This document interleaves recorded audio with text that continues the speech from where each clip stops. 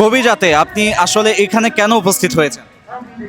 আমরা প্রায় ওসমান হাদিকে গুলি করা হয়েছে, 2 সপ্তাহের বেশি সময় হয়েছে এবং ওসমান হাদি আমাদের মাঝ থেকে শাহাদাত বরণ করেছেন, চলে গিয়েছেন প্রায় 1 সপ্তাহেরও বেশি সময় হতে চলল। কিন্তু আমরা বাধ্যত তার অপরাধীকে ধরা এবং সেটার বিচার করার যে অগ্রগতি, সেটার কোনো কিছুই লক্ষ্য করতে পারিনি।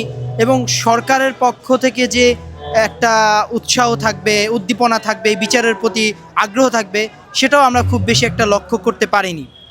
তো দেখা যাচ্ছে এভাবে যদি হাদিরা মরতে থাকে, তাহলে আমাদের দেশে পরবর্তীতে হাদি জন্মাবে না। আমরা দেখেছি হাদি আমাদেরকে বলেছিল যে আমি যদি মারা যাই, আমি যদি শাহাদাত বরণ করি, তাহলে যেন অন্তত আমার বিচার করা হয়, তা না হলে পরবর্তী প্রজন্ম জন্ম নিবে না, এটাই স্বাভাবিক।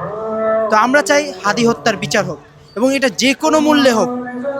এই জন্যই আজকে এত রাতে আমরা এসেছি, আমি এসেছি, আর আরও অসংখ্য মানুষ আমার পিছনে আপনারা দেখতে পাচ্ছেন এসেছেন। তারা সকলেই হাদি হত্যার বিচারের জন্য এখানে উপস্থিত হয়েছেন এবং তারা এটা খুব দ্রুত দেখতে চান।